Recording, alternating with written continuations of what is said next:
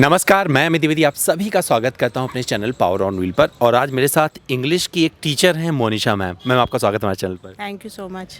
तो मैं इनसे अंग्रेजी सीखने नहीं जा रहा हूं क्योंकि बच्चों को सिखाती हैं। मुझे लगता है मेरी हिंदी ही काफ़ी अच्छी है, तो मैं मैम को हिंदी थोड़ा बहुत सिखा दूंगा, थोड़ी बहुत अंग्रेजी सीखूंगा। लेकिन ये चलाती हैं ब्रेज़ा, और मैं आपको क्या बताने वाला हूं कि ब्रेज़ा इन्होंने क्यों ख़रीदा है और इसके पहले क्या चलाती थी और वजह क्या रही ब्रेज़ा ख़रीदने की, और अब तक इन्होंने जो चलाया है उससे कितनी संतुष्ट हैं। तो पहली बार चैनल पर आए हैं, सब्सक्राइब कर लें। और मोनिशा मैम से अब चलते हैं इनकी गाड़ी में और बहुत सारी बातें करेंगे। तो मैम तैयार हो आप?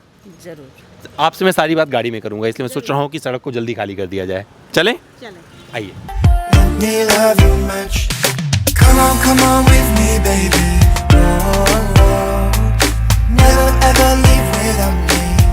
तो दोस्तों, मैं अंग्रेजी की टीचर मोनिशा मैम के साथ उनके साथ में हूँ और बहुत सारी बातें करने वाला हूँ। बस फ़र्क इतना होगा कि मैं पूछने वाला हूँ हिंदी में। तो मैम हिंदी में रिप्लाई करोगे ना? जी बिल्कुल।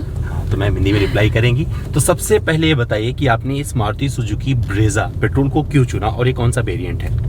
ये ZXi वेरिएंट है, मैनुअल। और मारुति ब्रेज़ा को मैंने क्यों चुना, बहुत ही अजीब कहानी है इसकी, क्योंकि मैंने ब्रेज़ा को चुना ही नहीं था। मैंने डिज़ायर चुनी थी। जब मैं लेने गई थी, डिज़ायर मैंने फ़ाइनल कर ली थी, बुकिंग अमाउंट भी मैं दे चुकी थी उसकी। और फिर उसके बाद मेरे पेरेंट्स आए जब फाइनलाइज करने, जब हम गए तो उन्हें ब्रेज़ा पसंद आई। तो उन्होंने कहा कि भाई ब्रेज़ा भी देखनी चाहिए और इसके इंटीरियर्स वगैरह उससे बेटर लग रहे हैं, तो इसलिए फिर मेरे को ब्रेज़ा सेलेक्ट करी मैंने। और अगर मैं बोलूँ तो मैंने अच्छा डिसीजन लिया, क्योंकि डिज़ायर से ज़्यादा बेटर ब्रेज़ा है, ये सब जानते हैं। इसको 4 स्टार रेटिंग भी मिली है और बिल्ड क्वालिटी भी और बाकी सब चीज़ों में भी ये उससे बेटर है। कितने की पड़ी थी आपको और ये कौन सा वेरिएंट है? ये मुझे पड़ी है 10.5 की, और ये ZXi सेकेंड टॉप वेरिएंट है मैनुअल में। इसके पहले क्या चलाते थे आप? इससे पहले मैं ऑल्टो चला रही थी, वो भी मारुति की ही है। तो एकदम से हैचबैक से मैंने SUV पे जंप किया है। तो एक अच्छी एक्सपीरियंस रहा मेरा इसमें। तो आपको लगता है कि जो आपने SUV पे ये मूव किया है ये जस्टिफाइड है? लगता है कि सच में SUV जैसी है? हाँ, कॉम्पैक्ट SUV जो इसको बोला जाता है बिल्कुल जस्टिफाइड करती है। आपको इसके अंदर बैठ के बिल्कुल SUV वाला फील आता है और चलाने में भी मज़ा आता है, नो डाउट। कितने किलोमीटर तक चला चुके हो आप? इसको लिए मुझे 1 महीना ही हुआ है, तो अब तक अराउंड 1000 किलोमीटर ये चल चुकी है। और सबसे लंबा जो ट्रिप था आपका इसके साथ में, इस आपकी SUV के साथ में, मतलब कॉम्पैक्ट SUV है, सब कॉम्पैक्ट SUV है, तो इसके साथ में आप सबसे लंबी दूरी यात्रा कौन सी करके आए हो? मैं गई थी देहरादून, तो हम वहाँ से ले जा चुके हैं और इसको अच्छे से हाईवे पे और हिल्स पे हम ट्राई कर चुके हैं। So it was a good experience and we thoroughly enjoyed. मेरे साथ मेरा ब्रदर भी था, तो हम दोनों ने मिलके गाड़ी चलाई है और काफ़ी इंजॉय किया हमने। लिटरली जैसे कहते हैं कि ऐसी गाड़ियाँ हाईवे के लिए बनी होती हैं, तो हमने इंजॉय किया ड्राइव।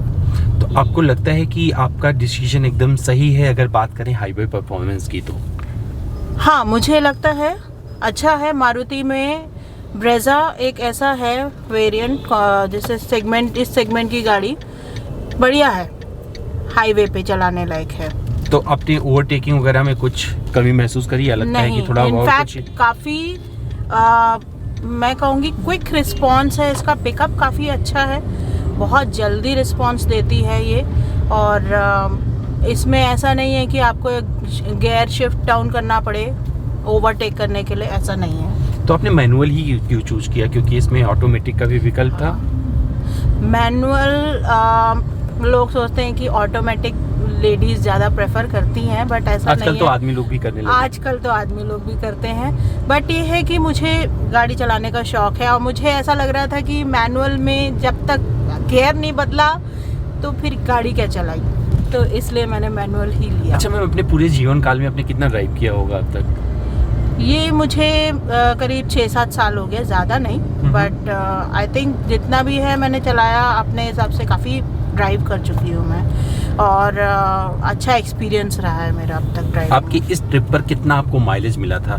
तीनों बताइएगा, सिटी भी हाँ, बताइए क्योंकि आपने सिटी में भी एक्सपीरियंस किया है, हाईवे भी बिल्कुल। बताइएगा, और ओवरऑल बताइएगा कितना आपको मिला है actual सिटी mileage? में मुझे अराउंड 13 आराम से मिल जाती है, अभी भी 13.4 दिखा रहा है MID पे। और ट्रिप पे जब हम गए थे तो 16 के अराउंड मिला था हमें, क्योंकि अभी नई है गाड़ी तो इतना भी एक्सपेक्ट नहीं कर सकते। वैसे भी कंपनी 17 का क्लेम करती है, तो I am happy with it. तो आपको जो अभी आपने, क्योंकि पहला चेकअप भी करवा लिया, इसका जो फ्री चेकअप होता है, तो जी। उसमें क्या क्या हुआ? कुछ आपकी जेब से भी गया कि? हाँ, फर्स्ट सर्विस में फर्स्ट 3 सर्विस जैसा कि सबको फ्री मिलती हैं, तो फर्स्ट सर्विस में ऑयलिंग और पॉलिशिंग वगैरह यही सब जो नॉर्मली था वो ही हुआ है, और ज़ीरो कॉस्ट, मुझे कुछ नहीं पे करना पड़ा इसका। अगर मोनिशा मैम ये ना खरीदते तो उनके पास कौन सी गाड़ी होती? तब शायद क्योंकि मैंने जैसा आपको कहा कि मैं डिज़ायर तो ऑलरेडी बुक कर चुकी थी, तो शायद मैं डिज़ायर लेती, पर जाती मैं मारुति में ही। अच्छा, मारुति में कोई क्योंकि खास वजह मारुति से इतनी मोहब्बत की? मारुति क्योंकि से पता नहीं क्यों, बट हमारा शुरू से ही पूरी फैमिली का ट्रस्ट है मारुति पे।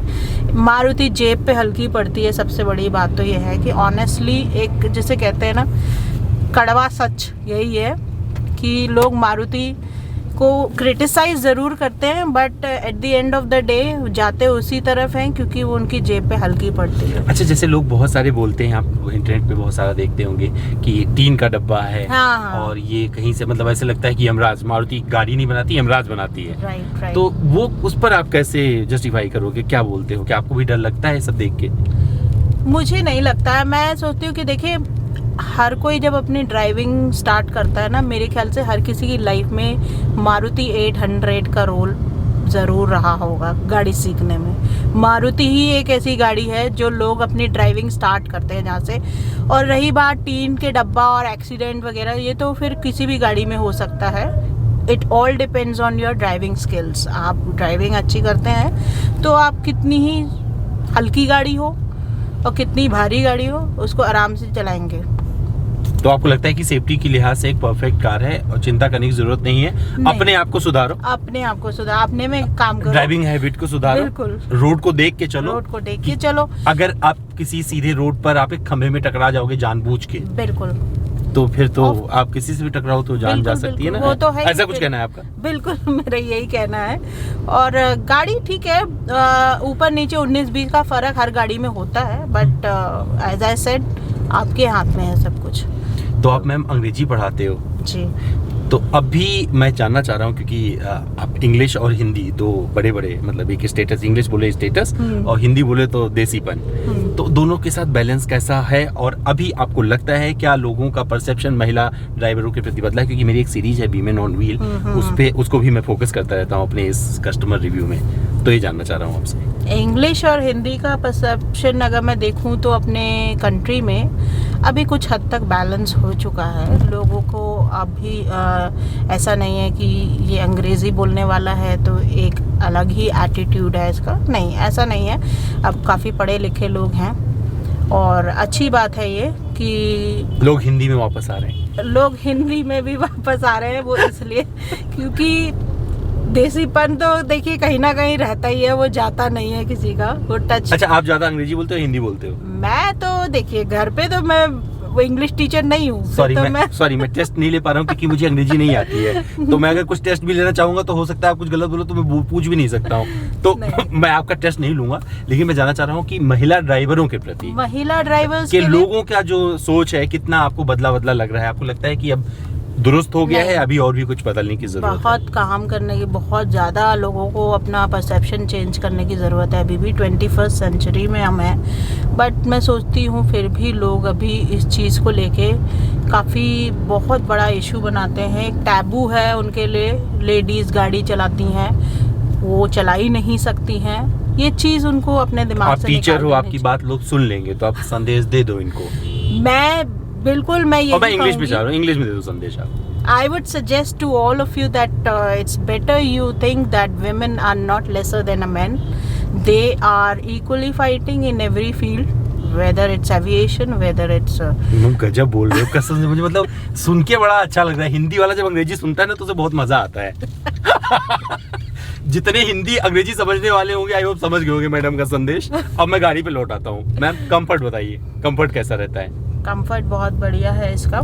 और मैं पीछे भी बैठ चुकी हूँ इसमें। अगर देखा जाए तो पीछे की सीट में आपको घुटन नहीं महसूस होगी, बंद बंद सा नहीं लगेगा। सबसे बड़ी बात तो ये कि इसके जो शीशे हैं काफ़ी अच्छे बड़े बड़े हैं और अच्छा व्यू है।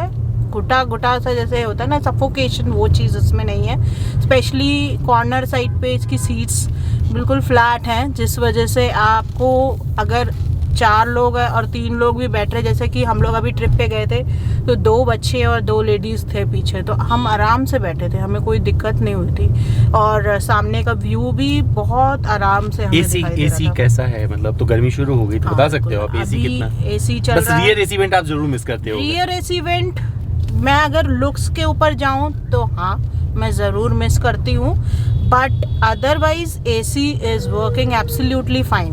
मुझे कमी नहीं लगी बिल्कुल भी एसी में। मतलब आप जैसे बोल रहे हो तो मुझे लगता है कि बैलेंस्ड होगा, तो कोई दिक्कत नहीं है। कोई आप कमी जो अभी लगी हो जो आप सजेशन देना चाहते हो मारुति को? हाँ, कि इसमें होना चाहिए? बिल्कुल। ब्रेजा को लॉन्च हुए मैं सोचती हूँ 4-5 साल हो गए हैं। उन्होंने इसके इंटीरियर्स में इतना काम नहीं किया है और एक्सटीरियर में भी बहुत सामने ही थोड़ा बहुत बॉनेट पे इन्होंने किया है। अदरवाइज इंटीरियर्स में ये बहुत कुछ कर सकते हैं। आजकल इसके सेगमेंट में जो गाड़ियाँ मुझे पता चल गया क्यों नहीं किया है, क्यों? क्योंकि उनको आप मिले नहीं थे, वो अंग्रेजी समझते हैं वो भी शायद, तो नहीं, अब ये आपने बात समझा दिया है, उन तक बात पहुंच गई है और बहुत जल्द आई होप मेरी बात उन तक पहुंच जाए और वो इन सब चीज़ों पे काम करे, क्योंकि लुक्स भी बहुत मैटर करते हैं। बाहर से जितना मैटर करता है उतना ही इंटीरियर से करता है। तो बस मेरे को इसी चीज़ में थोड़ा सा लग रहा था। अदरवाइज गाड़ी ओवरऑल आप देखो बाहर से बहुत अच्छा फील आता है। इंटीरियर्स में थोड़ा सा नंबर इसमें मैं कम दूंगी, इसको कम दोगे ना? चलो मैं आपसे नंबर करवा लेता हूँ इसका। डिजाइन को आप 5 में से कितने नंबर दोगे?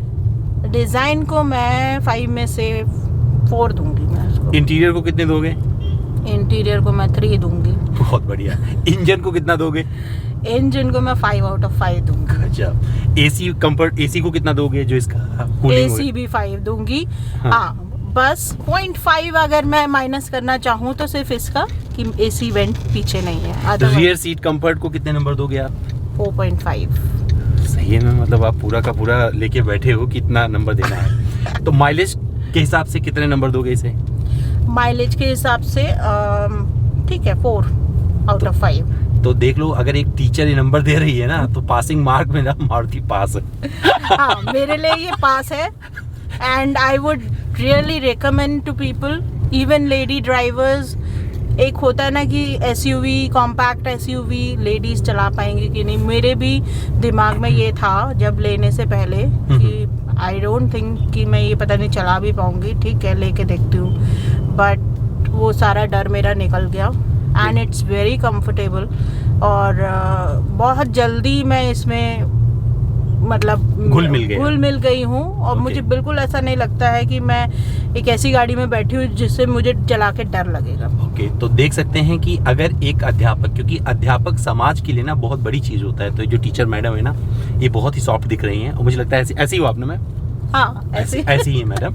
तो दोस्तों उम्मीद करता हूँ जो मैडम ने ब्रेजा के बारे में बताया है, अगर आपकी अपनी जो राय होगी उसके इर्द गिर्द कहीं ना कहीं आपको समझ में आएगा जो मैडम ने बताया, क्योंकि मैडम ने अपने अनुभव साझा किए मुझसे और एक टीचर कभी झूठ नहीं बोलता, खास करके इंग्लिश टीचर। और मुझे इनकी अंग्रेजी बहुत अच्छी लगी, समझ नहीं पाया दूसरी बात है, मैं भी अंग्रेजी सीखूंगा एक दिन। मैम आपसे ही सीखने आऊंगा, ठीक है? थोड़ा बहुत क्लास ले लूंगा मैं, तो कोशिश करूंगा जब मैं सीख जाऊंगा तो अंग्रेजी में भी आपके लिए वीडियो लेके आऊंगा, क्योंकि मेरे बहुत सारे दर्शक बोलते हैं अंग्रेजी में बनाया करिए। अब अंग्रेजी में मुझे आती नहीं है तो मैं कोशिश नहीं करता हूँ, लेकिन जब कोई अंग्रेजी वाला मिलता है तो मजा आता है उसके साथ बात करके। तो दोस्तों अगर ये वीडियो आपको अच्छा लगा होगा ना तो एक काम करिएगा, चैनल को सब्सक्राइब करके जरूर जाइएगा यहाँ से जाने से पहले, और अपने दोस्तों से भी इस वीडियो को साझा करिएगा। फिर भी अगर कुछ मुझसे जानना चाहते हैं या मैडम से अंग्रेजी में कुछ पूछना चाहते हैं, सवाल भेजते जाइएगा, मैडम को पूछ दूंगा। मेरा इंस्टाग्राम हैंडल है amit.dwivedi। आइए जुड़िए, सवाल करिए और सारे जवाब ले जाइए। तब तक मैं क्या करता हूँ, आपसे विदा लेता हूँ, कोई और वीडियो बना के लाता हूँ। अपना ध्यान रखिएगा। Let me warm you up, baby, please. Let me love you much.